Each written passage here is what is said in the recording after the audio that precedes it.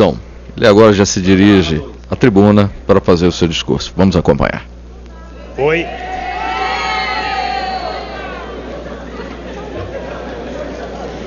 Eu quero cumprimentar o deputado Henrique Eduardo Alves, presidente da Câmara dos Deputados, o companheiro Agnello Queiroz, governador do Distrito Federal,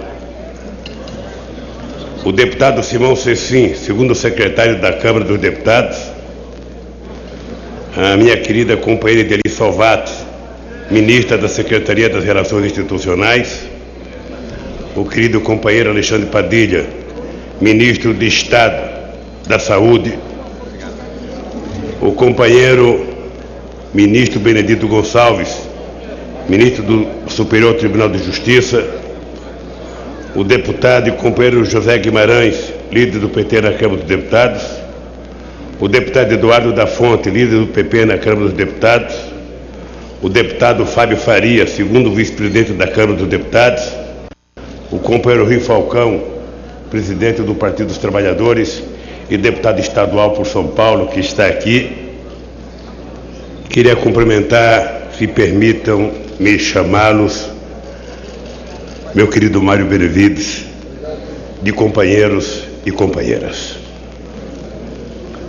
Eu dizia ao presidente da Câmara que a última vez que eu vim aqui foi no dia da minha posse do segundo mandato. E é engraçado que eu fiquei emocionado ao regressar aqui. E eu, para não permitir que quando a gente fica mais velho, a emoção muitas vezes fala mais do que a razão, e para não ficar aqui chorando ou fazendo cara de choro, eu fiz um pequeno discurso por escrito que eu espero que as normas da casa não permitam que o presidente apague o meu microfone na hora que eu estiver lendo, mesmo que eu passar um pouquinho do tempo, porque afinal de contas não é todo dia que alguém pode comemorar 25 anos de Constituinte nesse país e receber uma homenagem. Presidente, está liberado o seu tempo e já conhecemos a sua desobediência ao tempo regulamentar. Portanto, eu quero agradecer o carinho e dizer para vocês que é uma honra receber a medalha suprema de distinção outorgada pelos representantes do povo brasileiro na Câmara dos Deputados. É também uma grande alegria voltar ao plenário desta casa, onde atuei por 4 anos como deputado por São Paulo e líder do PT na Assembleia Nacional Constituinte.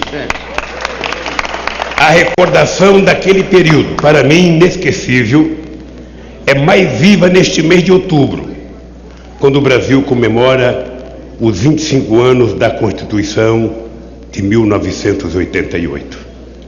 É com muita alegria que recebo também hoje a medalha da Assembleia Nacional Constituinte.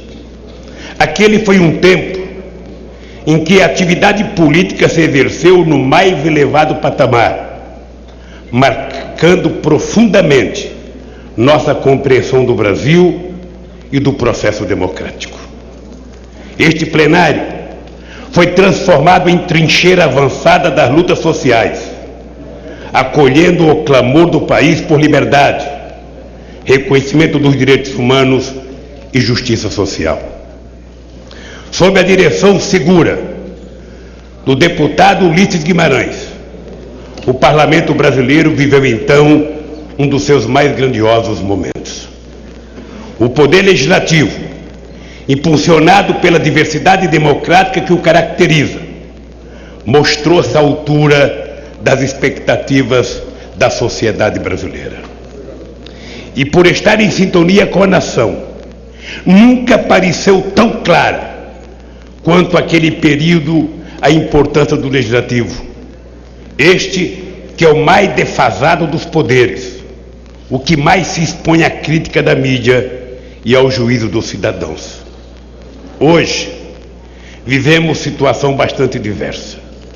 Hoje, tornou-se banal criticar o Congresso e tentar desmoralizar a instituição, o que se desdobra em desqualificação da atividade política de maneira geral. Negar as evidências desse fenômeno é impossível. Ignorar suas razões mais profundas seria um erro. Nossa obrigação é enfrentar o debate democraticamente, promovendo as mudanças necessárias. A Câmara dos Deputados não tem por que temer esse desafio. Nos momentos mais sombrios da história, aqui estava acesa, mesmo que pálida, a chama da democracia.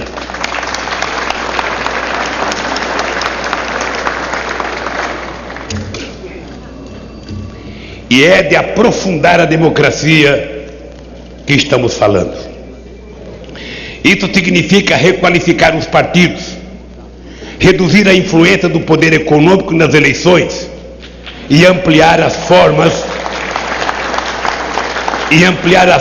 de participação da sociedade no processo legislativo. É uma agenda que exige a coragem de romper com a acomodação, com velhos vícios, com receio de mudar.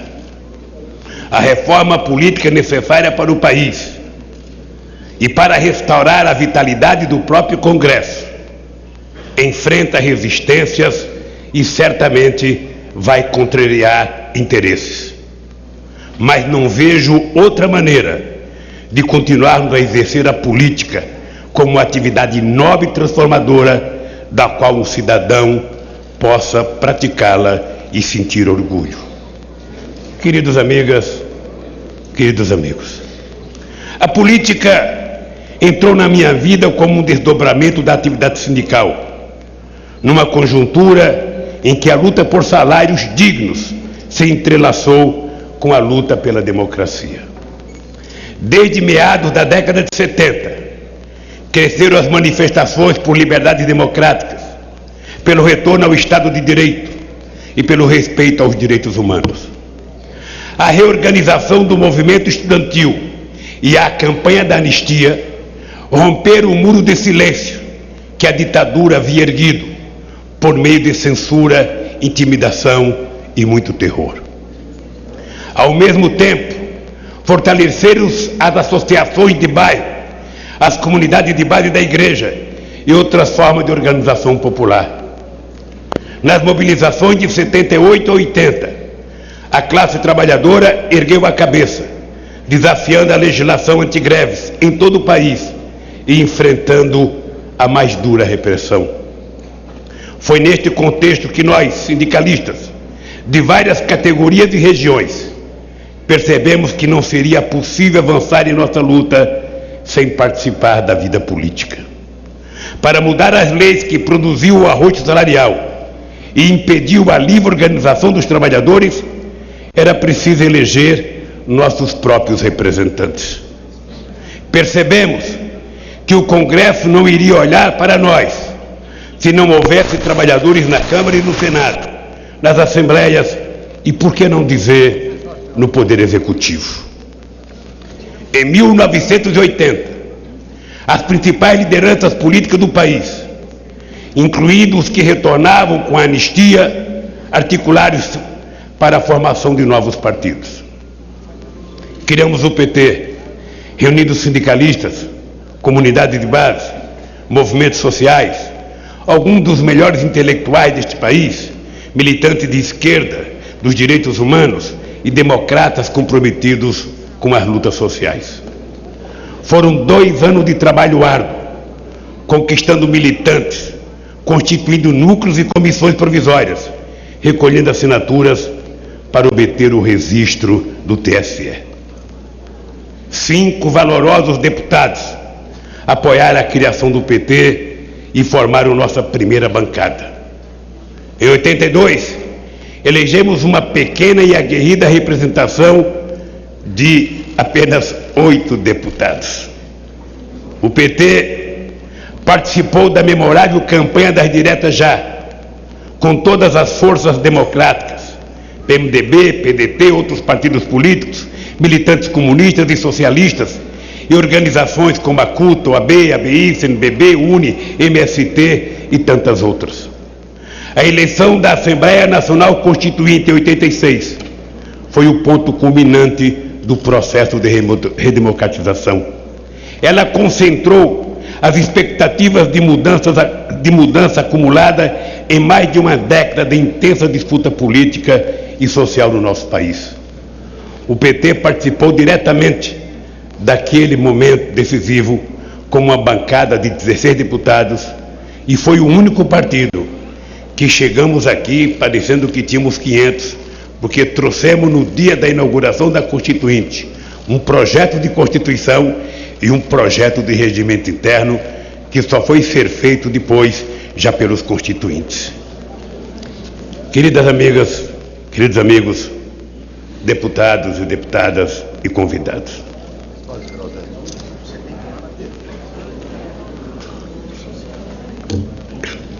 O mandato na Câmara dos Deputados e na Constituinte nos proporcionou um aprendizado inestimável. Neste plenário, convivemos com algumas das maiores expressões da sociedade brasileira. Compreendemos que o Brasil é um país pleno de potencialidades e complexo demais para ser governado por forças políticas isoladas. A parte mais rica deste aprendizado foi conviver com a diversidade de pensamento e com a diferença de opinião. A experiência democrática da Constituinte foi alargada pela expressiva participação popular em seus debates. A pressão articulada pela base deu um novo caráter à transição democrática que havia sido costurada por cima. Assim, a construção do Estado Democrático foi marcada pelo reconhecimento de direitos sociais dos trabalhadores, das mulheres, dos negros, dos índios, pela defesa do meio ambiente e contra os diversos tipos de discriminação. Vou citar apenas um exemplo, que foi a criação do Sistema Único de Saúde, o SUS. O SUS é fruto de uma grande mobilização pelo direito universal à saúde, que foi capaz de construir maioria suprapartidária na Constituinte, eu acho que quase por unanimidade. O resultado daquele processo foi uma carta avançada para o seu tempo, apesar dos limites ditados pela correlação de forças no plenário e que permanecem modernas nos dias de hoje. O conceito de democracia foi ampliado para além do aspecto meramente formal. A Constituição estabeleceu uma sociedade de múltiplos direitos e direitos universais que devem ser promovidos pelo Estado. Nossa bancada votou contra o texto final, porque queríamos avançar muito mais, e assinou a Constituição pela responsabilidade do PT com o processo democrático. O PT amadureceu como partido político na Constituinte. Ali consolidamos a estratégia de combinar a presença nos movimentos sociais com a luta política institucional, mantendo sempre um pé nas instituições e outro nas ruas. Começamos ali a caminhada que nos levaria à eleição para a presidência da República em 2002. Nosso governo procurou manter um diálogo elevado com o Congresso e com a sociedade, sem que isso jamais implicasse em desvalorizar a representação institucional. Foi isso que nos possibilitou adotar um novo modelo de desenvolvimento com inclusão social, para o qual a Câmara e o Senado muito contribuíram, votando e muitas vezes aperfeiçoando as propostas necessárias a esse objetivo. A lei que instituiu a Bolsa Família, a lei do crédito consignado, a legislação que valoriza o salário mínimo, a legislação do PAC e, mais recentemente, a lei do pré-sal são exemplos de diálogo político pelo bem do nosso país. Como todos sabem, a combinação de mais renda, mais salário e mais crédito deram nova dinâmica ao mercado interno, impulsionando produção e a geração de empregos. Esse ciclo virtuoso levou à retomada dos investimentos, para a qual o PAC foi decisivo. A lei do pré-sal, por sua vez, vai permitir a exploração dessa grande riqueza em benefício do país e sustentar a trajetória de crescimento. Devemos acrescentar a esta lista a criação do Fundo Nacional de Habitação de Interesse Social, fruto de um projeto de lei de iniciativa popular. O Congresso foi decisivo também na criação do Plano Nacional de Educação e, mais recentemente, a legislação do programa Mais Médicos da presidenta Dilma, coordenado pelo ministro Padilha.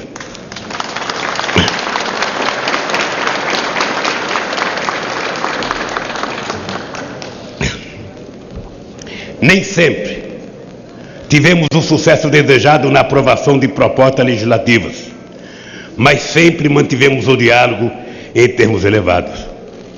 E se o Brasil está hoje entre as maiores economias do mundo, numa situação de pleno emprego, com mobilidade social sem precedentes, estas conquistas não seriam possíveis sem a participação da Câmara dos Deputados. Se o motivo dessa homenagem é o resultado que obtivemos na Presidência da República, quero compartilhar de coração esta distinção com os deputados que contribuíram para mudar o Brasil, incluindo mesmo aqueles que fizeram oposição ao governo. Muitas vezes, presidente, a gente percebe que toda vez que a Câmara dos Deputados vota contra o governo, há sempre a ideia de se criar uma manchete dizendo que o governo foi derrotado ou que o Congresso derrotou o Congresso. Eu fui presidente e vivi essa experiência. Muitas vezes, aquilo que parecia derrota, aquilo que parecia intransigência de um ou de outro deputado, aquela emenda que o deputado brigava para colocar, muitas vezes, ao invés de uma derrota ou de uma vitória, ela imprimia ao projeto de lei mais qualidade e mais sabedoria que somente a coletividade poderia implantar. Queridos companheiros e queridas companheiras, devemos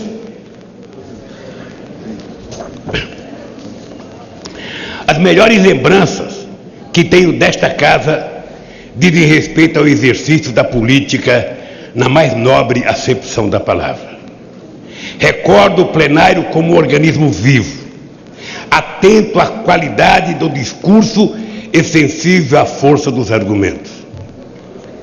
Havia, como em todo o mundo, a influência do poder econômico, das corporações e a pressão dos meios de comunicação, o que, aliás, nunca deixou de ocorrer.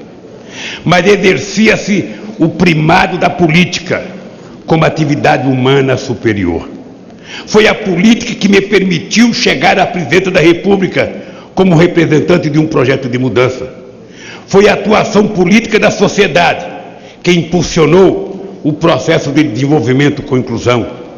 Foi a política, em última análise, que permitiu transformar em realidade alguns dos sonhos que sempre compartilhei com a grande maioria da população brasileira. Em primeiro lugar, o sonho, porque para milhões não passava disso, de fazer 3 refeições por dia, e com Bolsa Família nós conseguimos a proeza, junto com o Brasil Sem Miséria, de tirar 36 milhões de almas brasileiras da extrema pobreza. O sonho de ter um emprego com carteira assinada, com a proteção da lei, e graças a Deus, nesses 10 anos, foram criados 20 milhões de empregos formais com carteira assinada e criado mais de 4 milhões de novas empresas neste país. O sonho de ter o trabalho reconhecido pelo aumento da remuneração.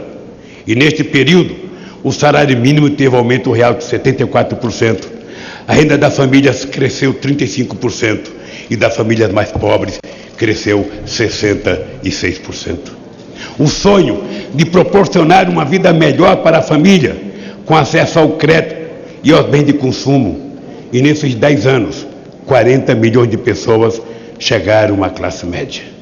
O sonho de ver o filho estudando numa universidade para ter um futuro melhor.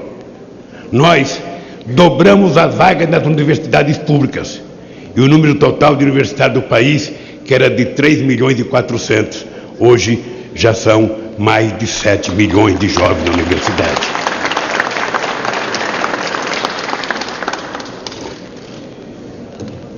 Este Congresso aprovou a criação do ProUni, que abriu as portas da universidade para 1.300.000 jovens pobres da periferia deste país, que antes não tinham sonho sequer de ser pedreiro, e hoje já sonham em ser engenheiros nesse país, ser médico, ser dentista, ser advogado e ser diplomata. Este Congresso aprovou também o FIES, que eu falo sem medo de errar, é o maior e melhor sistema de financiação da educação já visto no mundo. Não tem nenhum programa igual o FIES hoje no mundo, onde um jovem pode estudar e a gente pode olhar na cara de cada pessoa e dizer: nós não queremos olhar a sua origem social, nós não queremos olhar a sua religião, nós não queremos olhar a sua cor, nós não queremos olhar o bairro que você mora, nós queremos saber que você é brasileiro e, portanto, você tem direito de estudar como todo cidadão em qualquer parte do mundo. E essa casa votou uma coisa mais nobre, que ajuda a derrubar o preconceito, votou a legislação das cotas sociais e para afrodescendentes no acesso ao ensino superior. Assim, o sonho de estudar numa universidade está hoje ao alcance de qualquer jovem brasileiro e disso nós temos muito orgulho. Eu falo todo dia que eu posso falar. Este país já foi governado por muita gente letrada, por muita gente com muitos diplomas de doutores, diploma de mestrado, diploma não sei das quantas, mas foi um presidente sem diploma universitário e um vice sem diploma universitário que vão passar para a história como a dupla que mais fez universidade na história desse país e mais fez escolas técnicas nesse país.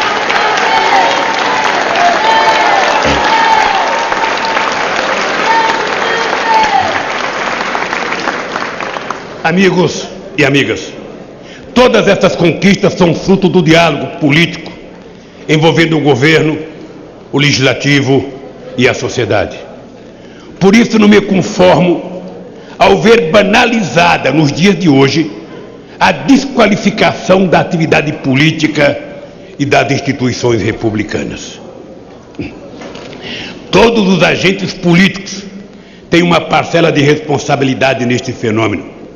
Devemos estar conscientes de que ninguém defenderá o parlamento e os partidos se essas instituições não fizerem por merecer o respeito da sociedade.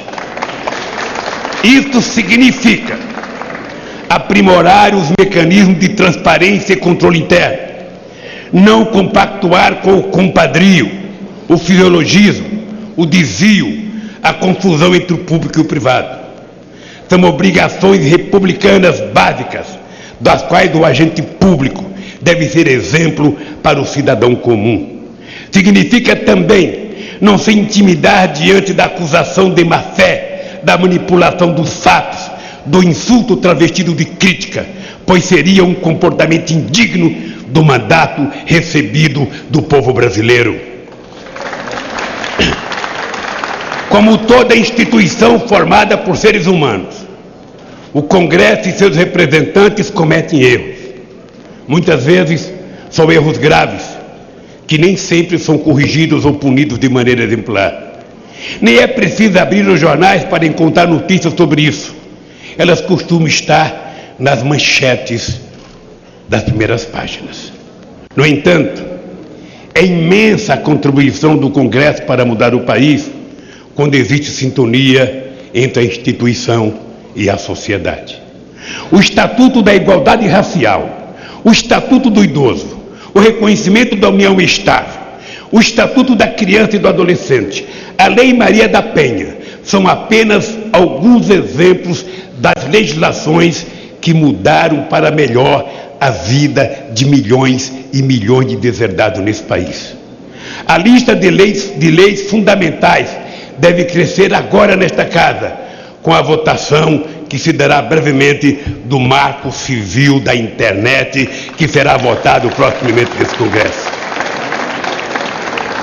O Legislativo cresce toda vez que entra em sintonia com os anseios da sociedade. Mas não podemos nos iludir.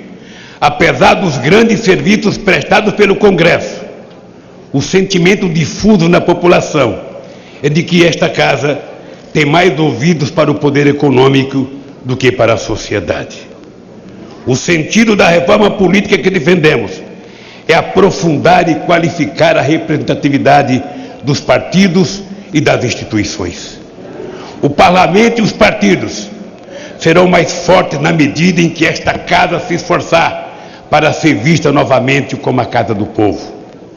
Isso exige um sistema eleitoral que mantenha o mandatário fiel aos compromissos partidários. Exige, antes disso, partidos que tenham programas para o país e não a multiplicidade de legendas que temos hoje. Nada contribui tanto para desmoralizar a política do que ver partidos atuando como réis bacões de negócio, alugando prerrogativas como o tempo de propaganda e o acesso a fundos públicos. A influência do poder econômico e das grandes corporações no processo eleitoral é outro fator de vulnerabilidade da representação. Por isso, defendemos o financiamento público das campanhas eleitorais, que é a forma mais republicana de garantir o equilíbrio econômico na disputa política. Essa mudança de qualidade no processo político e eleitoral requer ainda um esforço para democratizar o acesso aos meios de comunicação. O direito à informação correta é outro requisito fundamental para o equilíbrio democrático na disputa eleitoral. Queridas deputadas e queridos deputados,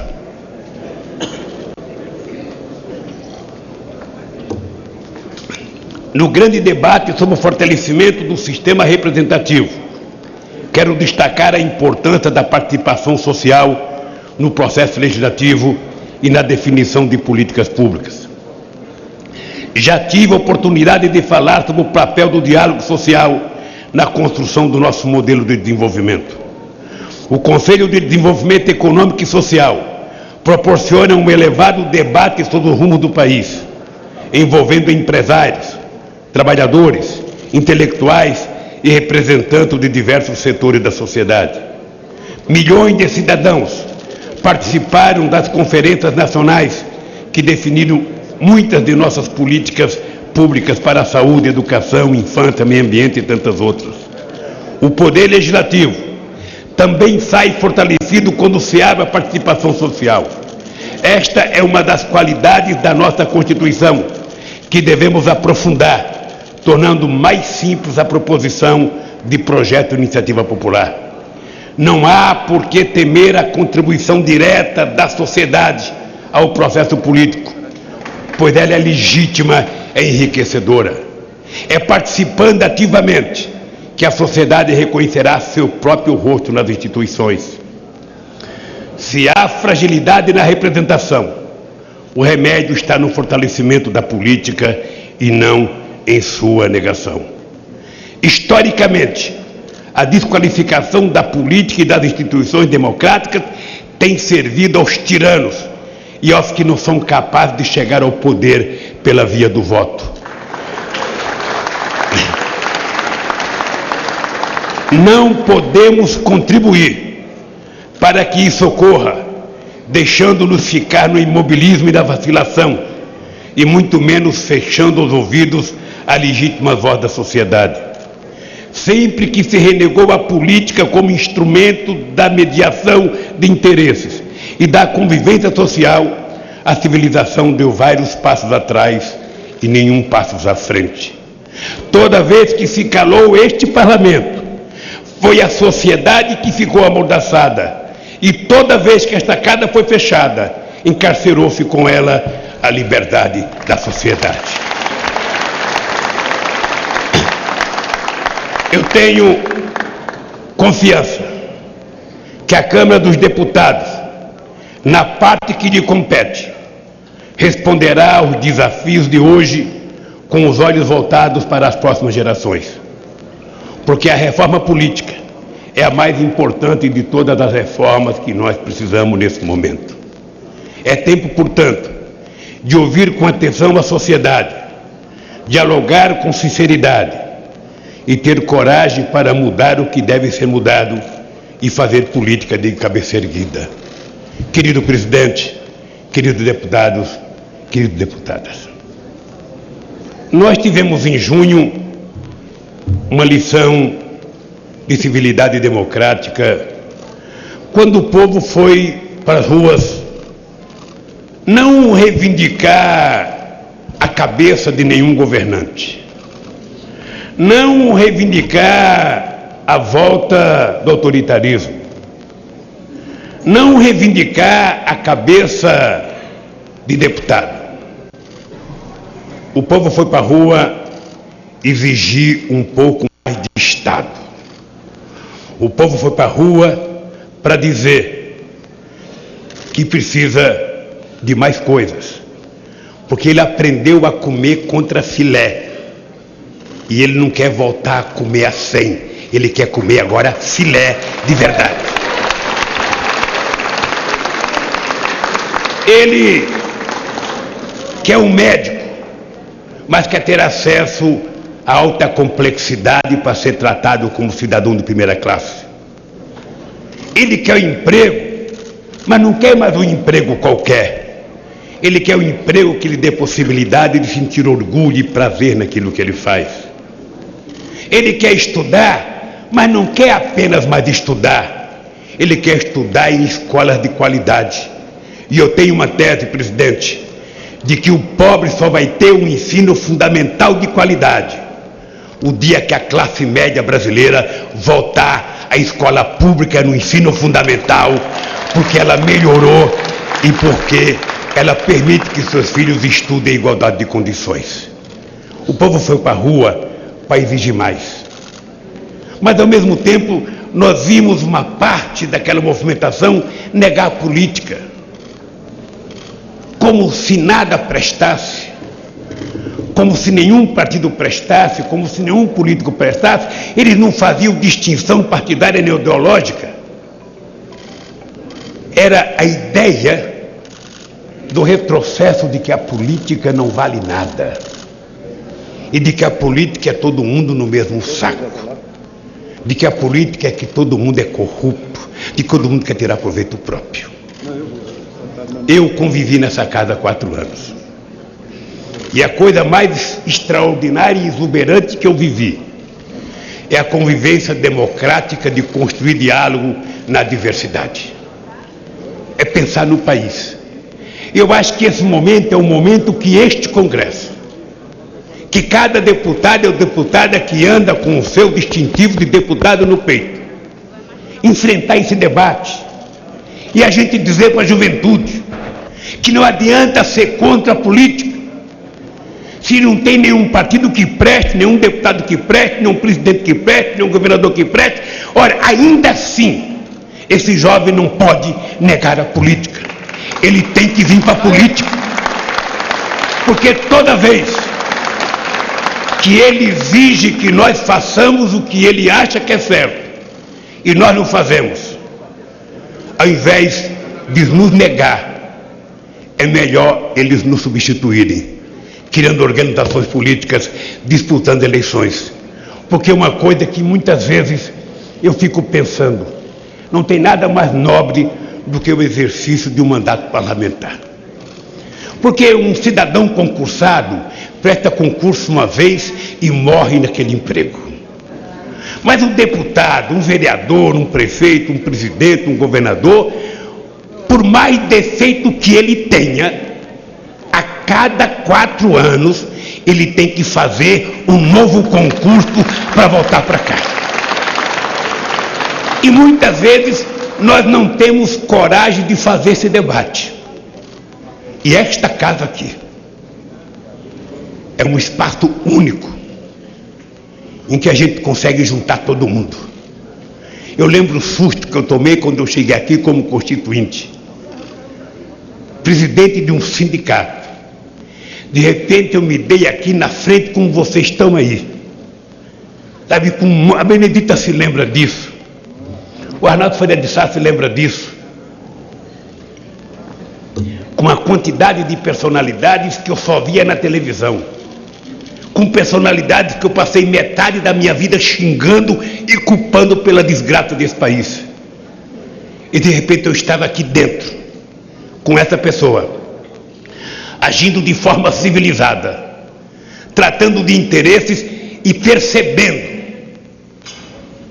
que eu não tinha a verdade absoluta e que ele também não tinha, e que a capacidade de concessão que eu tivesse ou que ele tivesse é que iria permitir que a gente conseguisse construir a Constituição que nós fizemos. Ela pode não ser a melhor, mas nunca tivemos nada igual neste país que garantisse o mais longevo período democrático da história deste país. Parece muito, mas essa juventude tem que saber que faz apenas 25 anos que nós estamos vivendo no mais longo período de constituição contínua deste país. E esta Constituição e este país, por conta desse aprendizado democrático, coisas que não aconteceu em muitos países do mundo, mesmo onde houve revoluções, este país e esta Constituição permitiu que um simples operário torneiro mecânico chegasse à presidência da República e exercesse o seu poder em sua plenitude. Duas vezes. E por respeito à democracia, meu caro, por respeito à democracia, eu dizia aos meus companheiros, não brinque com essa história de terceiro mandato, porque a democracia é um valor inestimável e a gente não pode brincar com ela, porque pode se voltar contra nós. Muito obrigado pelo carinho, muito obrigado.